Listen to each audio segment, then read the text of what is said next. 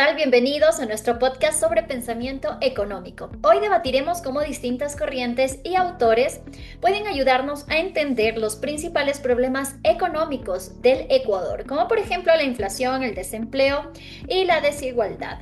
Yo soy Shirley Lucero y voy a estar debatiendo desde la postura de Aristóteles y Santo Tomás de Aquino. Ambos representan las raíces éticas y filosóficas de la economía, donde el fin no es solamente producir riqueza, sino que también alcanzar el bien común y sobre todo la justicia social. Hola, ¿qué tal? Mi nombre es Erika Mora y el día de hoy yo voy a representar dentro de la corriente del pensamiento de Ibn Khaldun y Al-Ghazali. Son dos autores muy importantes que entendieron que la economía no puede separarse de la moral, el trabajo y la educación. Entonces, precisamente ahí está la clave para poder resolver problemas actuales del Ecuador. Hola, yo soy Jennifer Borges y voy a estar defendiendo la corriente mercantilismo, una corriente económica que sostiene que la riqueza de un país se mide por la acumulación de metales preciosos y que el Estado debe intervenir activamente en la economía. Hola, mi nombre es Emilia Arriaga y el día de hoy voy a estar defendiendo a la corriente Fisiocracia. De esta corriente vemos que su punto importante es la tierra y de ahí vamos a debatir puntos importantes defendiendo la agricultura. Buenas tardes, soy Kevin Carrillo y yo voy a defender la escuela clásica que representa el origen del pensamiento económico y defiende la idea fundamental, el mercado cuando se deja actuar libremente y es capaz de autorregularse y generar prosperidad para todos. Y sus autores conocidos son Adam Smith, David Ricardo, Thomas Malthus, que demostraron que la libre competencia y la iniciatividad individual y la búsqueda del beneficio personal impulsan la productividad, la innovación y el crecimiento económico. Y en un mundo globalizado, como actualmente nos encontramos hoy, las ideas clásicas siguen vigentes en la libertad económica y en el comercio internacional. Basando en eso, arrancamos con la primera pregunta del debate. ¿Qué aporta la corriente que uno está defendiendo para resolver los problemas, la inflación, desempleo o la desigualdad que se encuentra actualmente en el Ecuador? Desde mi perspectiva, creemos que los problemas económicos se resuelven dejando actuar al mercado, que funcione libremente, sin intervenciones, sin distorsionar los precios ni los incentivos. ¿Por qué? Adam Smith explica que la competencia y la mano invisible orientan los recursos hacia donde más se necesitan, generando eficiencia y prosperidad. Y esto nos lleva a un mercado libre que cree crecimiento sostenible y ese crecimiento es la base para reducir la desigualdad y el gasto estatal. Bueno, yo desde mi postura, desde Aristóteles y Santo Tomás, quienes planteaban que la economía debe estar al servicio del ser humano, pienso de que no se puede tener simplemente un mercado completamente libre, sino que debe el Estado de alguna manera regular ciertas leyes y valores económicos que vayan desde la equidad y la ética. Desde ahí podemos En este defender lo que caso, es yo también, permíteme que te interrumpa y concuerdo contigo porque los gobiernos abusan de los impuestos, de los gastos públicos, del poder, el sistema se derrumba y eso lo vemos mucho en Ecuador. La inflación y el desempleo no son solo problemas económicos, sino que también es una consecuencia de una visión social y el gobierno tiene aquí completamente la potestad de hacer algo y no lo está realizando. Pero en eso la solución está en volver a la base productiva, como en la agricultura, por ejemplo, ya que la tierra aquí en nuestro país tenemos una gran biodiversidad, suelos fértiles y también pues sobre todo un clima muy diverso que ayuda muchísimo. Si aquí fortalecemos este sector agrícola, pues estamos apoyando al sector local, porque el Estado en sí debe conocer al productor rural como la fuente del mayor ingreso de economía, ¿no? O sea, si queremos reducir la inflación, el desempleo y la desigualdad, tenemos que producir más y depender menos del exterior. El mercantilismo enseña que la riqueza de una nación no solo se mide por lo que tiene, sino por lo que produce y vende. Entonces, si Ecuador protege su industria, fortalece a sus emprendedores y promueve productos nacionales con valor agregado. O sea, vamos a tener más empleos, menos desigualdad y una economía mucho más fuerte. Claro, justamente yo creo que es importante defender el precio justo, la justicia distributiva, Es decir, que existan salarios dignos, impuestos justos y que no se abuse del consumidor. Justamente como decía Emily, bueno, podemos enfocarnos en que somos un país bastante productivo a nivel de la tierra. Sin embargo, no hay un equilibrio actual entre los intereses del productor, del trabajador y del Pero es consumidor. que a eso se debe ver la ley de la oferta y la demanda. El mercado debe autorregularse solo, no depender del Estado, porque eso genera ineficiencia, baja productividad e inflación, O ya que sea, hay que creer en lo nuestro y producir con estrategia. el dinero Bueno, se y hay queda algo en un también solo muy lado. importante que no le hemos tocado. No se está invirtiendo mucho en educación y si el trabajo sigue siendo precario y el talento joven migra porque no hay oportunidades, no hay teoría económica que funcione. Entonces, como decía Alza Gali, se lo explicaba con claridad, la riqueza sin moral destruye pueblos. Y eso es Entonces, lo que podemos ver. sigue, está bien. No, Eh, está bien, sigue. y justamente yo creo que aquí puede venir la segunda pregunta abierta para este debate. ¿Es entonces donde debe intervenir el Estado o dejar actuar simplemente al mercado de manera totalmente libre? ¿Qué piensan ustedes desde sus posturas? Dejar actuar el mercado directamente libre, solo garantizar las reglas de juego para que no exista monopolio, no exista oligopolio y no exista contradicciones en el mercado, pero mantener una postura no tan metido en el mercado, dejar Exacto. basar. Discúlpame que te interrumpa, pero en este caso el Estado no debe intervenir demasiado. Debe más bien garantizar que existe una libertad entre el producir y el comercializar. Porque esto en Ecuador significaría trabajar menos, pero también tratar con burocracia a todas las clases sociales, no solamente que el rico se haga más rico. O sea, el Estado Claro, tiene que proteger a sus productores, o sea, cuidar las exportaciones, negociar tratados justos y evitar que las grandes potencias se aprovechen de los países más pequeños. Si lo deja todo en manos del mercado libre, o sea, las empresas extranjeras ganan y las naciones desaparecen. Bueno, en este exactamente. caso, de pronto, dentro de mi teoría, la de Ibn Khaldun también sostenía muchísimo que el Estado debe de tener un rol justo y equilibrado, ni ausente ni dominante. Y si el Estado no regula, el más fuerte se puede imponer, que es lo que está pasando actualmente, pero si se controla todo, podría ver una productividad muy buena. Es decir, si el mercado libremente puede incluso causar pobreza, causar explotación, entonces es donde ahí el Estado debe actuar para restaurar la justicia. Es decir, como Santo Tomás sostenía que las leyes civiles deben reflejar la ley moral y por tanto no permitir abusos económicos. Entonces, aquí el Estado tiene este rol de ser un ente regulador para que así el mercado pueda intervenir de mejor manera y pueda operar de mejor manera dentro de un país. No ser tampoco un Estado opresor, pero sí un Estado regulador que garantice la justicia social, la educación y sobre todo el empleo justo, digno, con salarios que sean equitativos para todos los trabajadores. Claro, lo que Y ya sé que algunos significaría, ya van a decir que la intervención estatal sería un déficit. Pero díganme qué es peor, un déficit temporal o un país sin empleo, sin esperanza. El El Estado, para mi déficit, parecer, debería de disculpe, intervenir sin moral, con disculpe que te responsabilidad y sin interrumpa, corrupción. al llegar a un déficit prolongado como tenemos en el país, llega un ciclo económico y eso nos da un contracíclico. Al tener el déficit se nos aumenta lo que es la inflación y puede que en un futuro también esa inflación se haga una sobreinflación como lo tiene Venezuela. Así que tener un país totalmente en un déficit y un gasto público totalmente exagerado, elevado, es lo peor que le puede pasar.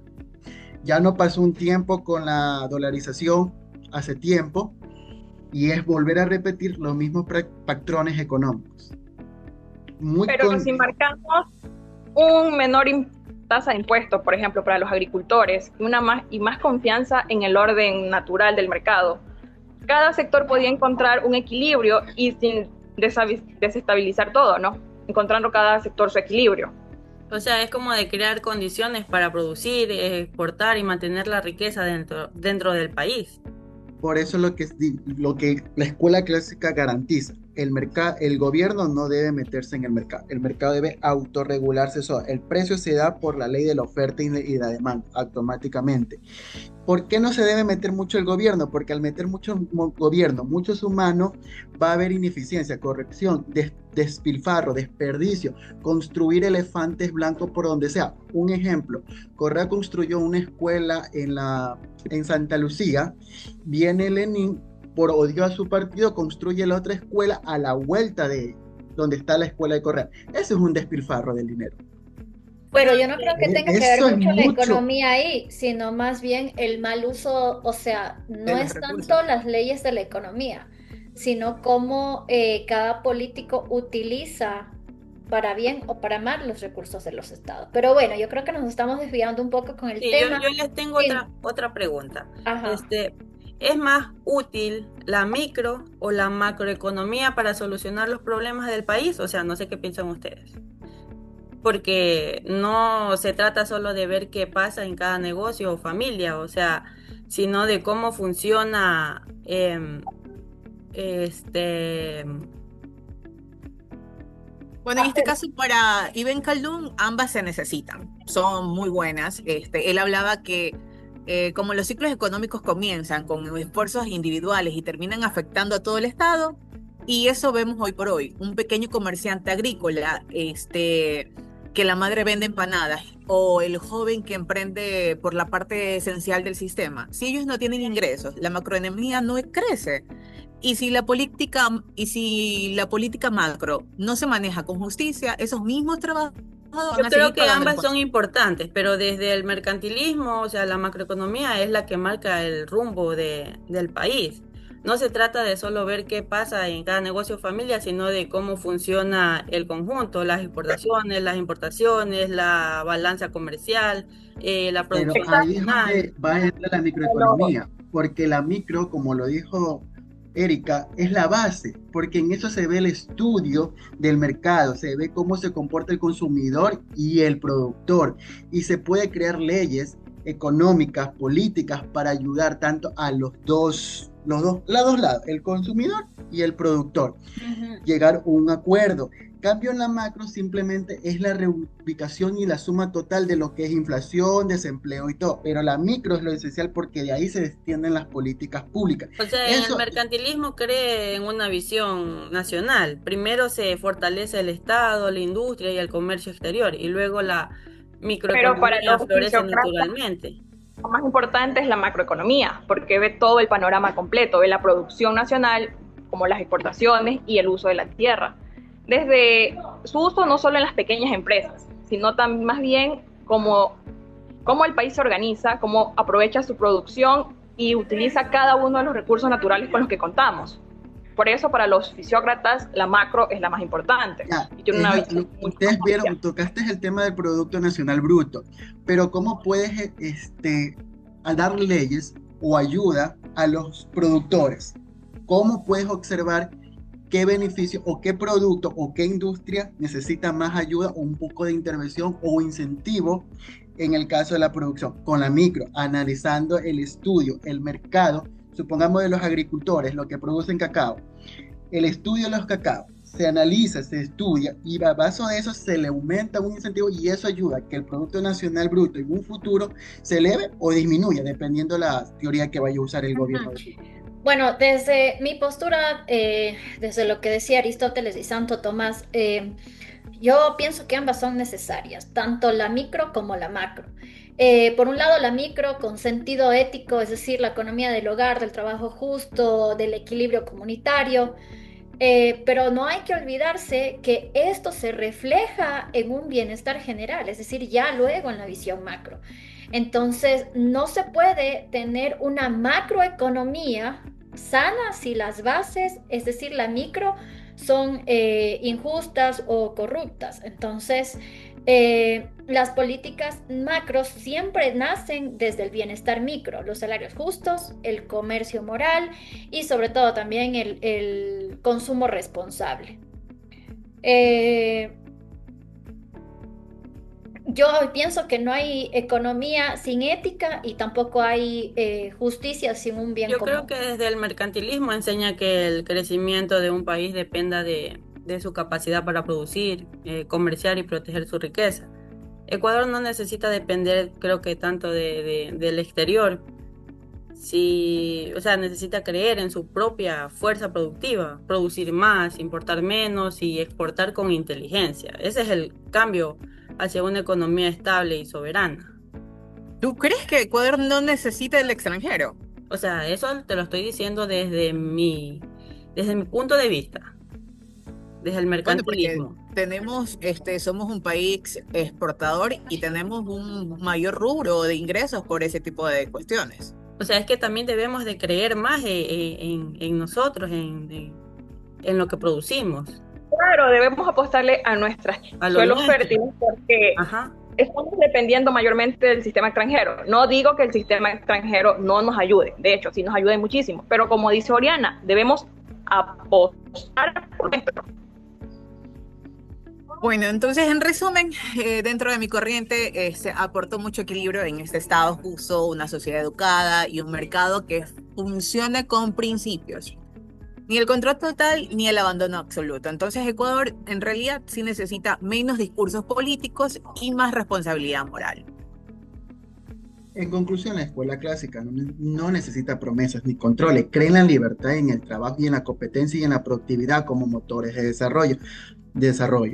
Y eso nos lleva a la eficiencia del mercado y al talento humano. Desde mi postura, podemos concluir diciendo que la fisiocracia sigue estando presente hasta el día de hoy y que Ecuador debe enfocar su mirada al campo, no solamente ver al productor, sino que reconocerlo como parte de su economía. Bueno, yo pienso desde mi postura que en un país como Ecuador, en el que vivimos, donde enfrentamos inflación, desempleo y desigualdad, las ideas de Aristóteles y Santo Tomás siguen siendo vigentes, porque nosotros necesitamos un Estado que oriente la economía hacia la equidad y un mercado que sirva al hombre y no que domine, no lo domine como tal. Entonces, igual para concluir con este debate, sí, ya todos presentaron sus conclusiones. Sí, Eh, de mi entonces, parte, tengo todo porcentuado, Sí, todo de mi te lo parte también. expresé. No sé si alguien más quisiera acotar algo. No, de mi parte no, eso ha sido todo.